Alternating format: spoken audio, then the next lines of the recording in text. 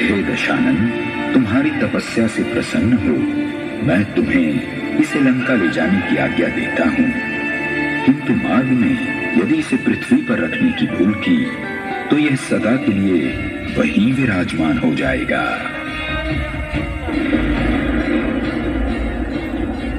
प्रभु, लंका पहुंचने से पहले मैं इसे तनिक भी पृथ्वी से स्पर्श नहीं होने दूंगा।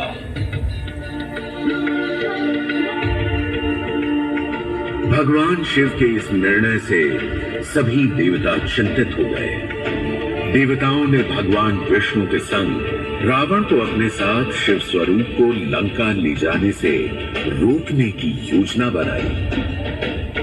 योजना अनुसार मां गंगा ने देवताओं की मदद के लिए रावण की प्यास घंटों तक बुझने न दी।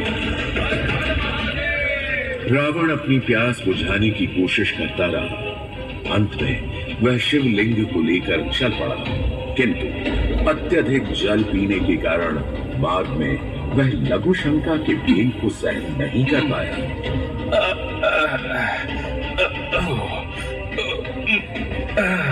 वह संथाल क्षेत्र अर्थात देवघर आते आते अपनी मदद के लिए चारों ओर देखने लगा। योजना अनुसार उसी समय वहां भगवान विष्णु चरवाहे के भेष में रावण को मिले। रावण ने चरवाहे को तब तक शिवलिंग को उठाए रखने को कहा जब तक वह लघु शंका से निवृत्त नहीं हो जाता, परंतु जब तक वो लघु शंका से निवृत्त होकर लौटा उतने में चरवाहा उस शिवलिंग को पृथ्वी पर रखकर जा चुका होता है। रावण अपनी पूरी ताकत के साथ शिवलिंग को धरती से उखाड़ने की कोशिश करता है।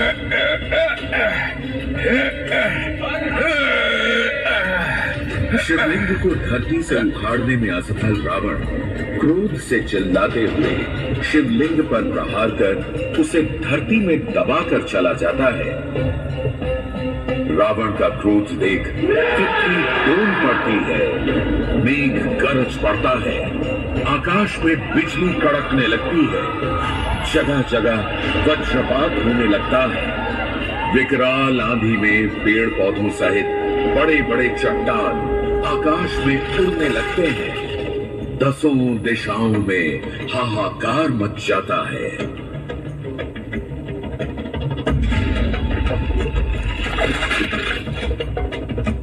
रावण के क्रोध से भयभीत मृत्युलोक को शांत करने के लिए ऋषि मुनि शिवलिंग का पूजन करते हैं।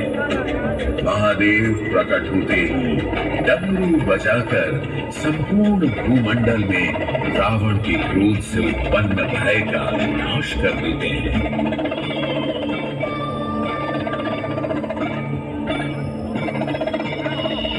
समय का पहिया घूमकर कल युग में प्रवेश करता है।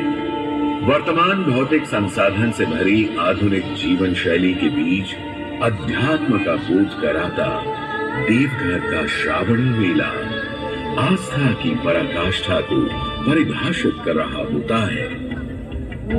प्रत्येक वर्ष की तरह इस वर्ष भी सावन में यहाँ लाखों शिव भक्तों की भीड़ उमड़ पड़ी है। इन भक्तों को कांवरिया कहा जाता है। ये शिव भक्त बिहार के भागलपुर के सुल्तानगंज में बह रही उत्तर वाहिनी गंगा से गंगा जल भरकर लगभग 105 किलोमीटर पैदल कांवर यात्रा करते हुए देवघर पहुंचते हैं और सावन के प्रत्येक सोमवार को बाबा बैद्यनाथ का जलाभिषेक करते हैं।